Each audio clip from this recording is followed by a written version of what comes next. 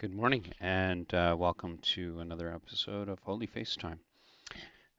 This morning is May the 19th. However, I wanted to read something from yesterday in the Woman in Orbit book, and it refers to Our Lady of the Tower. And I tried to find this online, but I couldn't, so I thought I'd read it right from the book. It talks about this little place in the States called Woods Hole. It's a little seaside town set like a little dimple in the elbow of Cape Cod. Um, to the casual visitor, Woods Hole is like a toy town. It is so quaint, but it's so quiet, people seem to walk on tiptoe. Anyways, it goes on to say that there was a stone tower at the water's edge, and in behind the tower there's a church. The tower was built by a woman who from Chicago came there in the summer times, and she built this tower, and then she gave it to the church, I guess. And in 1933, the bishop came down and blessed the bells that are in the tower, and the bells were christened Pasteur and Mendel after two Catholic scientists. And the lady's motive was to remind the scientists that there's another and more valid aspect of life across the inlet, is the marine biological laboratory. The garden surrounding the tower is small, but like a dream world. A stone statue of Our Lady stood among the flowers, and two small birds with carillons in their gullets hopped on the crown of the Madonna's head and sang. The garden teemed with roses, marigolds, campion, fuchsia, and blue forget-me-nots. It was intended to be a merry garden, perhaps the first of its kind in the world. It was to cater to such flowers which bore the name of Mary, which or suggested some trait or mystery in her Our Lady's life. Foxglove and honeysuckle are Our Lady's fingers. White campion Our Lady's candles. Forget-me-nots, eyes of Mary, morning glory, Our Lady's mantle, spiderwort, Our Lady's tears. Between Shakespeare's England and today a shameful thing has happened. The flowers have disowned the Mother of God, and to barter their baptism for a new name. Here was a war cry for a crusade to win back Our Lady the flowers of the field. Would you believe it? There are a list of over 500 flowers named after the Mother of God. The donor of the tower had this list posted, and she looked forward to a day when a gardener would turn up and make it the passion of his life to spread Our Lady's glories in the flower. Lady's lace, Mary's pans, Lady's cushion, Lady smock, Lady comb, Madonna lily, Lady's eardrops, Lady's pins, Lady looking glass. These are a few of the names. So I did some research online, and I found a title of a book called Mary's Flowers. And yeah, so it's by Angelus News. Oh, and see if I can find it here. Sorry. The book was written by Visindhya Krimmau. And the titles of all the titles in the book, or the flowers, are named after Mary. It was a Benedictine sister's writings during the Middle Ages reveals this association, and she describes her convent planting a garden at her Wherwell Benedictine nunnery in England.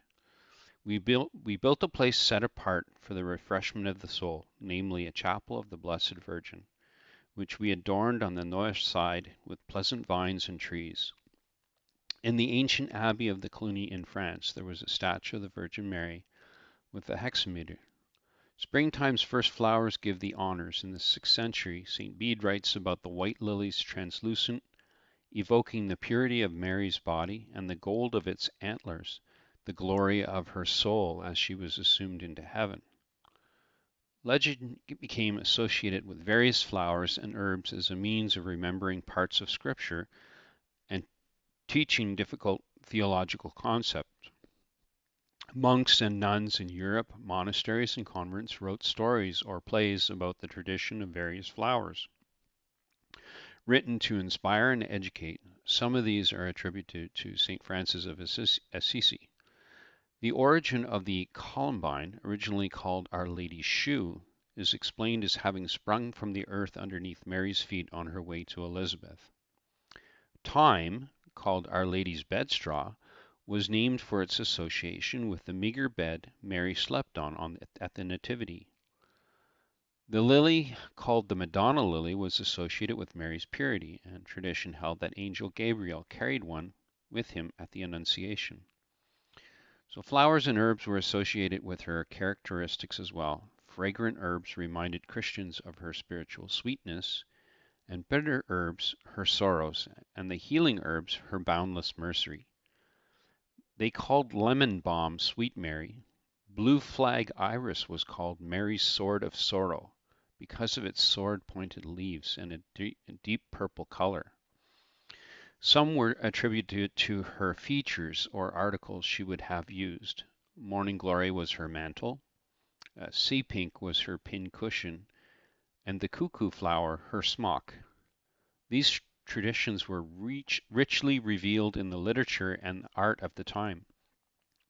Many painters began to depict Mary in enclosed flower gardens from the 12th century to the 15th century. Early popes and saints started writing hymns as the 5th century, referring to Mary as the flower of the field or calling her the rose and a lily.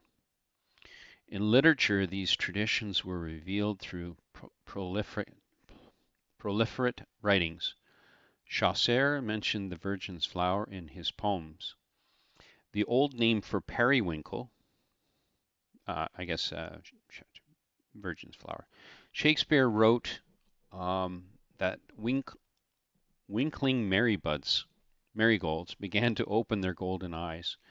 Dante referred to Mary as the rose in which the divine word became flesh.